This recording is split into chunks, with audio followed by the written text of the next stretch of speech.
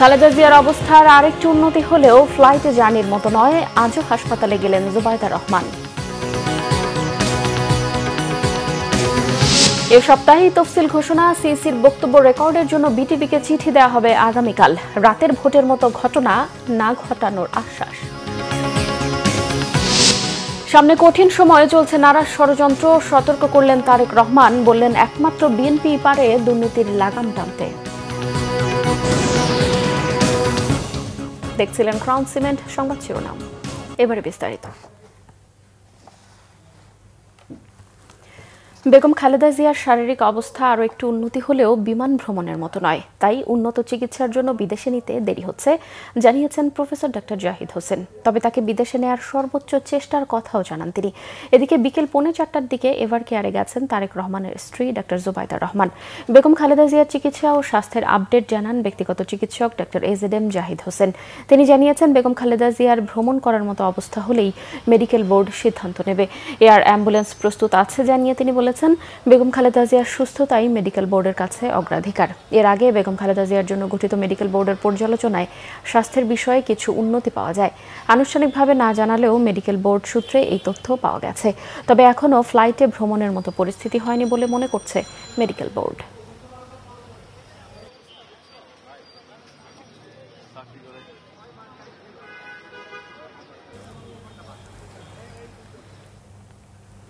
দর্শক, রাজধানীর ever care হাসপাতালের সামনে আছেন আমাদের বিশেষ প্রতিনিধি মুহিবুল্লাহ। মুহিব, সরাসরি কথা বলছি তার সঙ্গে।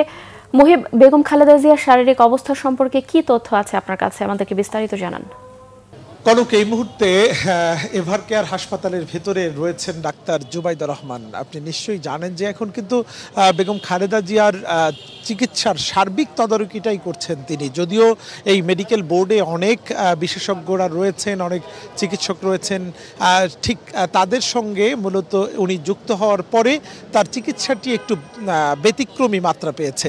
তবে তার যে শারীরিক অবস্থার কোনো ধরনের উন্নতি নেই এবং তিনি যে সংকটাপন্ন সিসিওর ভিতরে তার যে এই মুহূর্তে অবস্থান সেরকমই রয়েছেন। এবং সার্বক্ষণিক আমরা দেখেছি যে এভার কেয়ারে বারবার ছুটে আসছেন ডাক্তার জুবাইদা রহমান এবং মাঝে মাঝে আমরা যেটি শুনেছি লন্ডন থেকে তারেক রহমান তিনি ভিডিও কলে তার মায়ের সার্বিক চিকিৎসার খোঁজ খবর নিচ্ছেন। কিন্তু সব মিলিয়ে তাকে যে বিদেশে নেওয়ার যে উদ্যোগ সেটি কিন্তু অনেকটাই থেমে গেছে, কারণ তার অবস্থার উন্নতি না হওয়ার কারণে। তার একজন রোগী বাইরে নিয়ে যাওয়ার জন্য তার শারীরিক যেই সক্ষমতা বা শারীরিক যেই অবস্থা থাকার কথা সেটি কিন্তু তার একেবারেই নেই। সুতরাং তার বিদেশে নিয়ে উন্নত চিকিৎসার বিষয়টি কিন্তু ঝুলে আছে তার স্বাস্থ্যগত মানে তার যে অবস্থা সেটির অবনতির কারণেই। তো তারপরেও এই চিকিৎসকরা আশাবাদী যে কিছুটা উন্নতি হলে তার শারীরিক অবস্থা কিছুটা মানে উন্নতি হলে তাকে হয়তো বাইরে নিয়ে যাওয়া সম্ভব হবে। এখন পর্যন্ত আমরা দেখছি যে এখানে যে নিচ্ছিদ্র নিরাপত্তা ব্যবস্থা সেটি কিন্তু আগের মতোই রয়েছে। এখানে পুলিশ, র্যাব, বিজিবির পাশাপাশি তিনি ভিআইপি মর্যাদা পাওয়ার পর থেকে আমরা এসএসএফের উপস্থিতিও আমরা লক্ষ্য করছি। তবে যারা উৎসুক মানুষ তারা কিন্তু দিনব্যাপী আসছে, সারাদিন তাদের আনাগোনা আমরা দেখছি এবং সবাই প্রত্যাশা করছেন যে বেগম খালেদা জিয়া দ্রুত সুস্থ হয়ে আবারও বাংলাদেশের মানুষের মাঝেই ফিরে আসবেন। তো এই ছিল আমার কাছে কনক এভার কেয়ার হাসপাতালে বেগম খালেদা জিয়ার চিকিৎসার সার্বিক পরিস্থিতির তথ্য। মুহিব, আপনাকে ধন্যবাদ। চলতি সপ্তাহেই ত্রয়োদশ জাতীয় সংসদ নির্বাচনের তফসিল ঘোষণা করা হবে, জানিয়েছেন নির্বাচন কমিশনার অবসরপ্রাপ্ত ব্রিগেডিয়ার জেনারেল আবুল ফজল মোহাম্মদ সানাউল্লাহ। নির্বাচনী প্রস্তুতি সংক্রান্ত সভা শেষে তিনি সাংবাদিকদেরকে এসব কথা জানান। তফসিল ঘোষণার পর 48 ঘণ্টার মধ্যে রাজনৈতিক দলগুলোর প্রচার সামগ্রী না সরালে নির্বাচনী আচরণ বিধিমালার আওতায় ব্যবস্থা নেবে কমিশন। এছাড়াও ভোট গ্রহণের সময় 1 ঘণ্টা বাড়ানো হয়েছে বলেও সভায় সিদ্ধান্ত হয়েছে বলে জানান আবুল ফজল মোহাম্মদ সানাউল্লাহ। বিস্তারিত আসমা আক্তার নূপুরের রিপোর্টে। ত্রয়োদশ জাতীয় সংসদ নির্বাচন ও গণভোটের তফসিল পর্যালোচনা নিয়ে প্রধান নির্বাচন কমিশনার এএমএম নাসির উদ্দিনের নেতৃত্বে বৈঠক করে নির্বাচন কমিশন। রবিবার সকাল বিকাল 2 দফায় দশম এ সভায় ভোট গ্রহণের সময় 1 ঘণ্টা বাড়ানো সহ মনোনয়নপত্র জমা, বাছাই, প্রত্যাহারের শেষ সময় ও ভোটের তারিখ পর্যালোচনা সহ ভোটের কাজের সার্বিক বিষয়ে অগ্রগতি উঠে আসে। বৈঠক শেষে নির্বাচন কমিশনার আবুল ফজল মোহাম্মদ সানাউল্লাহ জানান, গণভোট এবং জাতীয় নির্বাচন একই দিনে অনুষ্ঠিত হওয়ার সিদ্ধান্তের কারণে ভোট গ্রহণের সময় 1 ঘণ্টা বাড়িয়ে 7:30 থেকে 4:30 করা হয়েছে। নির্বাচনী দায়িত্বে রাখা হবে না বেসরকারি ব্যাংক কর্মকর্তাদের, বাড়ানো হবে গোপন কক্ষ। অতি শীঘ্রই আমাদের ত্রয়োদশ জাতীয় সংসদ নির্বাচন এবং গণভোটের তফসিল ঘোষণা করা হবে। যেমনটি আমাদের মাননীয় প্রধান নির্বাচন কমিশনার মহোদয় বলেছেন, এই সপ্তাহের মধ্যেই কোনো এক সময় আমরা তফসিল ঘোষণা করব। প্রধান নির্বাচন কমিশনারের বক্তব্য রেকর্ড করার জন্য বাংলাদেশ বেতার এবং বাংলাদেশ টেলিভিশনের কাছে আগামীকালকে পত্র প্রেরণ করা হবে। নির্বাচনী অনুসন্ধান কমিটিকে বিচারিক ক্ষমতা দেয়া হবে জানিয়ে তিনি বলেন, সব দল পোস্টার না সরালে যথাযথ ব্যবস্থা নেওয়া হবে। বলেন, নির্বাচনের আগের রাতেই সব কেন্দ্রে নির্বাচনী সামগ্রী পাঠানোর সিদ্ধান্ত নিয়েছে কমিশন। তবে দিনের ভোট রাতে হওয়ার কোনো সুযোগ নেই। সর্বোচ্চ সতর্ক থাকবে কমিশন। আমরা কনফিডেন্ট, আমরা ওইসব ঘটনার অবতারণা আর দেখব না। আমরা আমাদের কনফিডেন্সের জায়গাটাতে ফেরত যেতে চাই। আমাদের সকল সিস্টেম যাতে স্বাভাবিকভাবে কাজ করে সেখানে যেতে হবে। আমাদের যথাযথ সুপারভিশন থাকবে এবং আমরা নজর রাখব যাতে করে কোনো ধরনের ব্যত্যয় না ঘটে। ভোট গ্রহণের দিন সাধারণ ছুটি ঘোষণা করা হয়েছে। ব্যাংক এবং পোস্ট অফিস খোলা থাকবে। আসমা আক্তার, নূপুর, বাংলা ভিশন, ঢাকা। বিএনপির ভারপ্রাপ্ত চেয়ারম্যান তারেক রহমান বলেছেন, দুর্নীতির লাগাম যদি কেউ টেনে ধরতে পারে তা বিএনপির মাধ্যমেই সম্ভব। তিনি বলেন, তারা দেশকে সিঙ্গাপুর, মালয়েশিয়া বা কানাডা বানাতে চান না, চান স্বাবলম্বী বাংলাদেশ। বিএনপির লক্ষ্য উদ্দেশ্য একটাই, দেশকে গড়তে হবে। আহমেদ সরওয়ারের রিপোর্টে থাকছে বিস্তারিত। বিএনপি আয়োজিত 7 দিনের দেশ গড়ার পরিকল্পনা কর্মসূচিতে রবিবার বিকেলে লন্ডন থেকে ভার্চুয়ালি যুক্ত হন দলের ভারপ্রাপ্ত চেয়ারম্যান তারেক রহমান। এ সময় তারেক রহমান বলেন, সামনে অনেক কঠিন সময় অপেক্ষা করছে। বিভিন্ন জায়গায় বিভিন্ন ষড়যন্ত্র হচ্ছে, যা রুখতে পারে জনগণ। বিএনপি বাংলাদেশকে সিঙ্গাপুরও বানাতে চায় না, মালয়েশিয়াও বানাতে চায় না, কানাডাও বানাতে চায় না, যুক্তরাষ্ট্র বানাতে চায় না। আমরা চাই একটি স্বাবলম্বী বাংলাদেশ, যেই বাংলাদেশে মানুষ দেশের ভিতরে কর্মসংস্থানের ব্যবস্থা থাকবে, খেয়ে পরে বেঁচে থাকবে, শান্তিতে থাকবে, যেখানে দুর্নীতি নিয়ন্ত্রণ থাকবে, দুর্নীতির লাগাম টেনে ধরতে আমরা সক্ষম হব। সেরকম একটি বাংলাদেশ চাই। সরকার গঠনের সুযোগ পাওয়ার সাথে সাথে প্রথমে আমাদেরকে ব্যবস্থা করতে হবে দুর্নীতির লাগাম কিভাবে আমরা টেনে ধরব। আমাদের লক্ষ্য একটাই, আমাদের উদ্দেশ্য একটাই, কি? দেশকে আমাদের গড়তে হবে। তারেক রহমান বলেন, বিএনপি পেরেছিল দেশকে দুর্নীতি থেকে বের করে নিয়ে আসতে। যেই দুইটি বিষয়কে যে কোনো মূল্যে আমাদেরকে অ্যাড্রেস করতে হবে। এক, দুর্নীতি, যে কোনো মূল্যেই দুর্নীতির লাগাম টেনে ধরতে হবে। 2, আইন শৃঙ্খলা পরিস্থিতি, যে কোনো মূল্যে আইন শৃঙ্খলা পরিস্থিতির লাগাম টেনে ধরতে হবে। আমরা দৃঢ়ভাবে, অত্যন্ত আত্মবিশ্বাসের সঙ্গে বলতে পারি, এই বাংলাদেশে যদি দুর্নীতির লাগাম টেনে ধরতে পারে তাহলে একমাত্র বাংলাদেশ জাতীয়তাবাদী দলই পক্ষেই সেটা সম্ভব। বিএনপির ভারপ্রাপ্ত চেয়ারম্যান বলেন, কেউ কেউ কাউকে কাউকে দেখতে বলেন, দেশের জনগণ তাদের 71-এ দেখেছিল। এই যাদেরকে কেউ কেউ বলে যে একবার দেখুন না এদেরকে, তাদেরকে দেশের মানুষ 71 সালেই দেখেছে। নিজেদের রাজনৈতিক স্বার্থ রক্ষার্থে লক্ষ লক্ষ মানুষকে শুধু হত্যাই করেনি, তাদের সহকর্মীরা কিভাবে মা বোনদের ইজ্জত পর্যন্ত লুট করেছিল, এই কথাটি আমাদেরকে মনে রাখতে হবে। আমরা শুনেছি অনেক কিছু একটি রাজনৈতিক দলের কিছু ব্যক্তি বা বেশ কিছু ব্যক্তি বিভিন্ন জিনিসের টিকিট বিক্রি করে বেড়াচ্ছে, বিভিন্ন জিনিসের কনফার্মেশন দিয়ে বেড়াচ্ছে। দোজক, বেহেশত, দুনিয়া সবকিছুর মালিক আল্লাহ। যেটার মালিক আল্লাহ, যেটার কথা একমাত্র আল্লাহ তাআলাই বলতে পারে, সেখানে যদি আমি কিছু বলতে চাই, আমার নর্মাল দৃষ্টিকোণ থেকে আমি বুঝি যে সেটি হচ্ছে শিরক। জনগণের রায় পেলে দেশকে নিয়ে পরিকল্পনাগুলো ধীরে ধীরে বাস্তবায়ন করবেন বলে আশ্বাস দেন তারেক রহমান। আহমেদ সরওয়ার, বাংলা ভিশন, ঢাকা। বিএনপি মহাসচিব মির্জা ফখরুল ইসলাম আলমগীর বলেছেন, একটি গোষ্ঠী দেশের ধর্মের নামে বিভাজনের পথ সৃষ্টি করতে চায়। বিএনপি এ ধরনের বিভাজনে বিশ্বাস করে না। বেগম খালেদা জিয়ার সুস্থতা কামনায় সকলের দোয়া চান মির্জা ফখরুল। বিএনপি আয়োজিত 7 দিনের দেশ গড়ার পরিকল্পনা কর্মসূচি রবিবার সকালে উদ্বোধন করেন দলের মহাসচিব মির্জা ফখরুল ইসলাম আলমগীর। এ সময় তিনি বলেন, 5 আগস্টের পর নতুন বাংলাদেশের চিন্তা সকলের মাঝেই এসেছে। সবাই সর্বক্ষেত্রে পরিবর্তন চায়। তিনি আরো বলেন, তারা বিএনপিকে নতুন চিন্তার আলোকে তৈরি করতে চান। ছাত্র দলের ভ্যানগার্ড উল্লেখ করে তিনি বলেন, যারা জনগণের কাছে যাবেন তাদের দীক্ষিত গড়ে তোলার কাজ চলছে। তিনি অভিযোগ করেন, ইদানিং বিএনপিকে নেতিবাচক রাজনৈতিক দল হিসেবে প্রমাণের প্রবণতাও দেখা যাচ্ছে। এই প্রবণতা ভেঙে ফেলতে বিএনপির নেতাকর্মীদের প্রতি আহ্বান জানান মির্জা ফখরুল। একটা গোষ্ঠী, একটা মহল ধর্মের নামে বাংলাদেশে একটা বিভাজনের পথ সৃষ্টি করতে চায়। আমরা বাংলাদেশে অবশ্যই ধর্মভীরু মানুষ, বাংলাদেশের মানুষ অবশ্যই ধর্মকে এখানে সবাই আমরা মেনে চলি, কিন্তু ধর্মকে দিয়ে রাষ্ট্রকে বিভাজন করা বা সমাজকে বিভাজন করা, এটাতে আমরা বিশ্বাস করি না। জুলাই গণ অভ্যুত্থানে শাহাদাত বরণকারী অজ্ঞাত 114 জন শহীদের পরিচয় শনাক্ত করতে মরদেহ উত্তোলনের কার্যক্রম শুরু হয়েছে। সকালে রায়ের বাজার কবরস্থানে গণকবর থেকে মরদেহ উত্তোলন শুরু করে সিআইডির ফরেনসিক টিম। মরদেহ উত্তোলনের পর ডিএনএ নমুনা সংগ্রহ করে পরীক্ষা নিরীক্ষা শেষে শহীদদের নাম পরিচয় শনাক্ত করে পরিবারকে বুঝিয়ে দেওয়া হবে। এর আগে সিআইডি প্রধান জানিয়েছেন, আন্তর্জাতিক প্রোটোকল মেনেই শহীদদের পরিচয় শনাক্ত হবে। এদিন সকালে মরদেহ উত্তোলনের খবর শুনে রায়ের বাজার কবরস্থানে ভিড় করে নিখোঁজের স্বজনরা। আমি তো মা, আমি আল্লাহর কাছে নামাজ পড়ে সবসময় দোয়া করি, আল্লাহ আমার শরীররা যেভাবে আমার নিখোঁজ করছে, আল্লাহ তাদের যদি নিখোঁজ করে, তার মা বাবাও যেন এইভাবে কান্দে, তার মা বাবাও যেন এইভাবে জীবনটা চলতে চলতে জায়গা।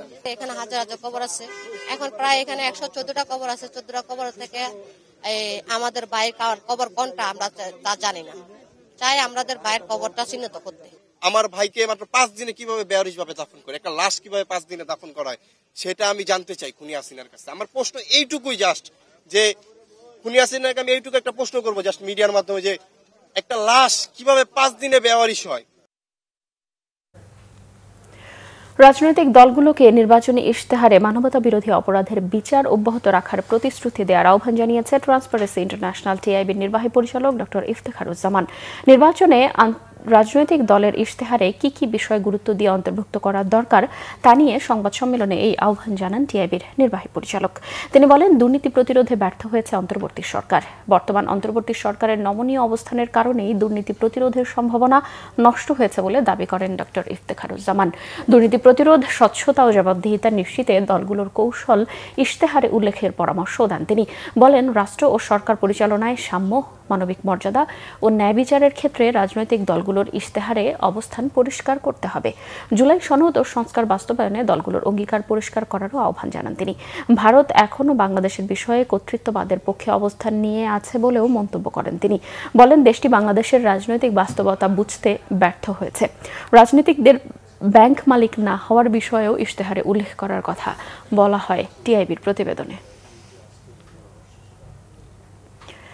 আওয়ামী লীগের গত 1.5 দশকের শাসনামলে গুম করে জয়েন্ট ইন্টারোগেশন সেল জেডআইসিতে নির্যাতনের ঘটনায় সাবেক প্রধানমন্ত্রী শেখ হাসিনা ও তার নিরাপত্তা উপদেষ্টা তারিক আহমেদ সিদ্দিক ও 11 সেনা কর্মকর্তা সহ 13 জনের বিরুদ্ধে অভিযোগ গঠনের আবেদন জানিয়ে শুনানি শেষ করেছে রাষ্ট্রপক্ষ। পরবর্তী শুনানি 9 ডিসেম্বর।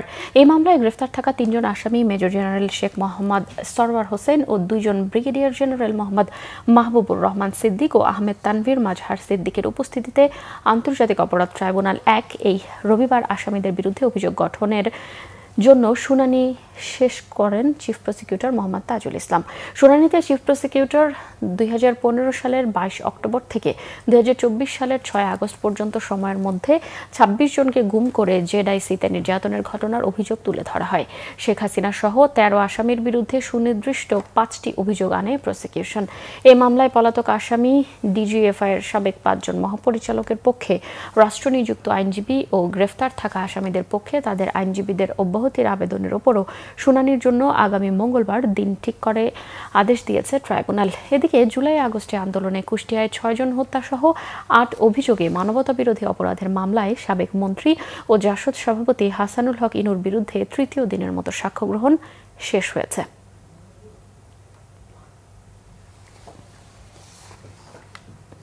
আর্মড ফোর্স মেডিকেল কলেজের 18তম কাউন্সিল অব দ্য কলেজ সভা অনুষ্ঠিত হয়েছে। এতে সভাপতিত্ব করেন সেনাবাহিনী প্রধান ও মেডিকেল কলেজটির চেয়ারম্যান জেনারেল ওয়াকারুজ্জামান।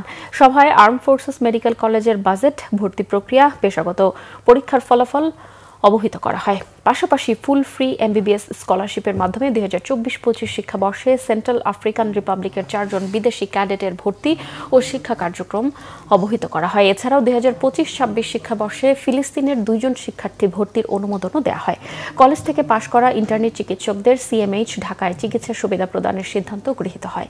কলেজের সার্বিক মান উন্নয়নে বেশ কিছু গৃহীত পদক্ষেপ অবহিত করা হয় সভায়। এতে প্রতিরক্ষা, অর্থ, শিক্ষা ও স্বাস্থ্য মন্ত্রণালয়ের ঊর্ধ্বতন কর্মকর্তা ও কাউন্সিলের সদস্য সহ সেনা, নৌ ও বিমান বাহিনীর প্রতিনিধিরা উপস্থিত ছিলেন। পরে আর্মড ফোর্সেস মেডিকেল কলেজের উন্নয়ন ও সম্প্রসারণ প্রকল্পের অধীনে 6টি প্রকল্পের ভিত্তিপ্রস্তর স্থাপন করেন সেনাপ্রধান জেনারেল ওয়াকারুজ্জামান।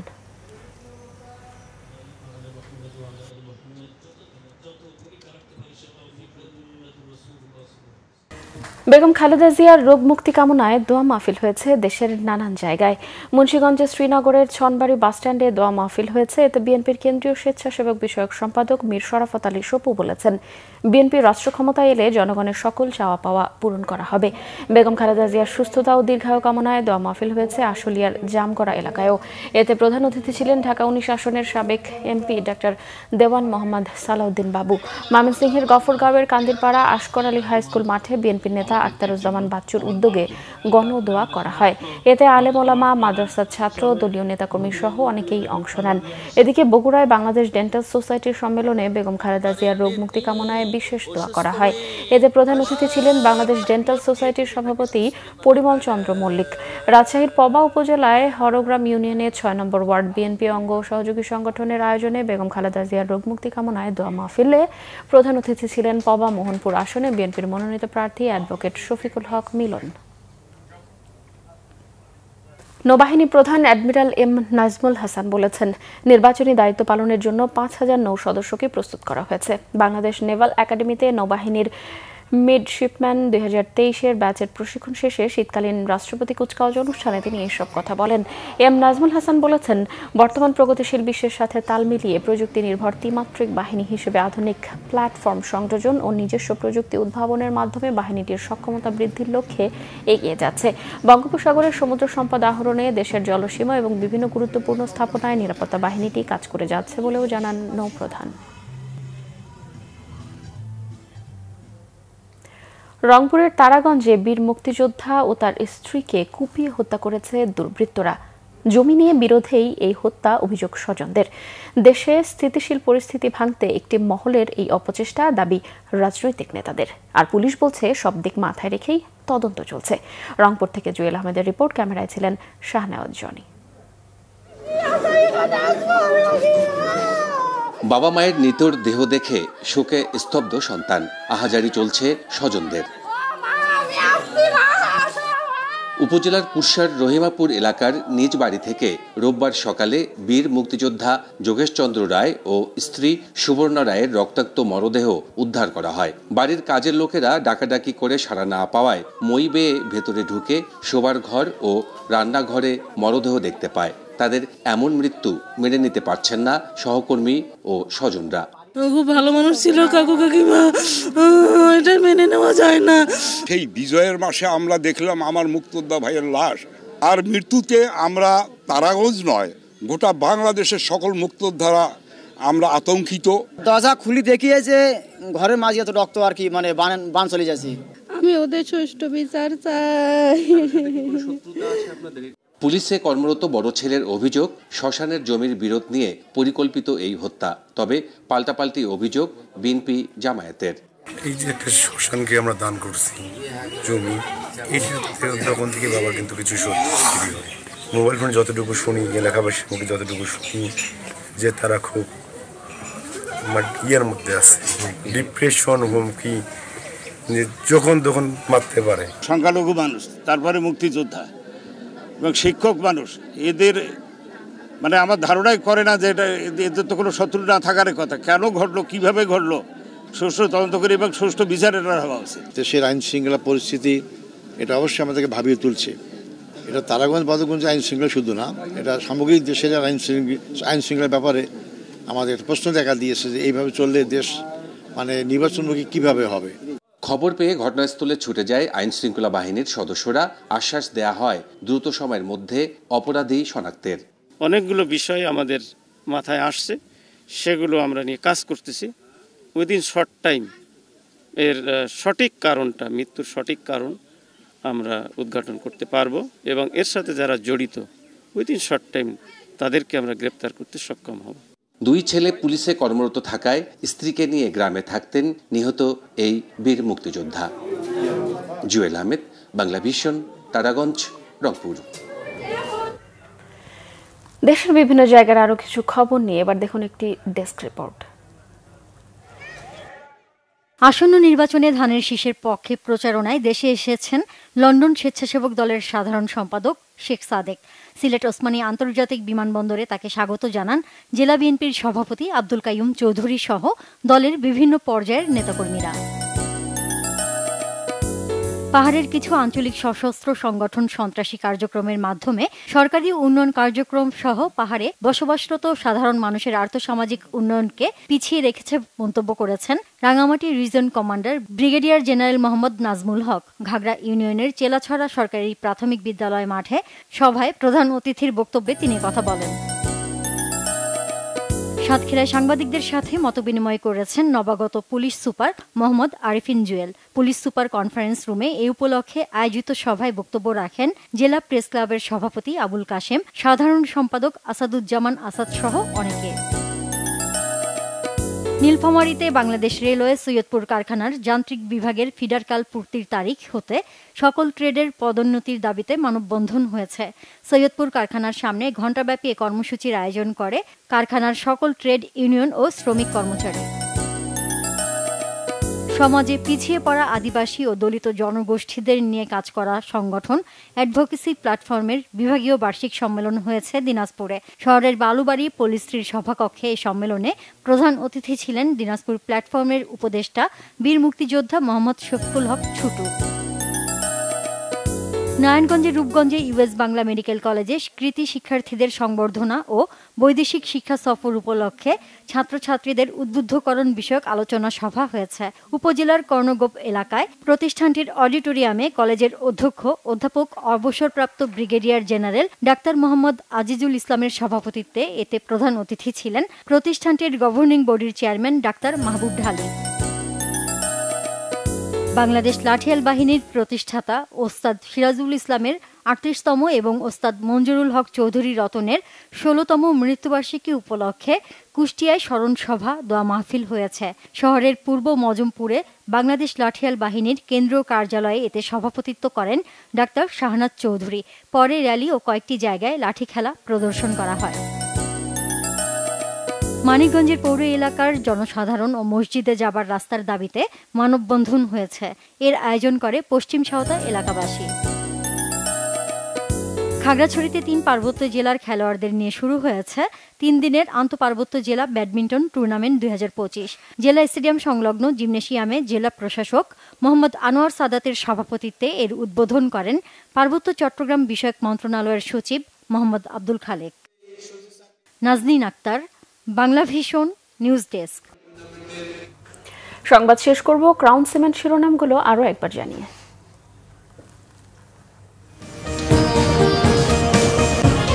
খালেদা জিয়ার অবস্থার আরেকটু উন্নতি হলেও ফ্লাইটে জার্নির মতো নয়, আজও হাসপাতালে গেলেন জুবাইদা রহমান। এ সপ্তাহেই তফসিল ঘোষণা, সিইসির বক্তব্য রেকর্ডের জন্য বিটিভিকে চিঠি দেওয়া হবে আগামীকাল। রাতের ভোটের মতো ঘটনা না ঘটানোর আশ্বাস। সামনে কঠিন সময়ে চলছে নারাজ ষড়যন্ত্র, সতর্ক করলেন তারেক রহমান। বললেন একমাত্র বিএনপি পারে দুর্নীতির লাগাম টানতে। দর্শক, এই ছিল এখনকার মতো। পরের সংবাদ সন্ধ্যা 7:30টায় দেখার আমন্ত্রণ রইল। এতক্ষণ সঙ্গে থাকায় ধন্যবাদ সবাইকে।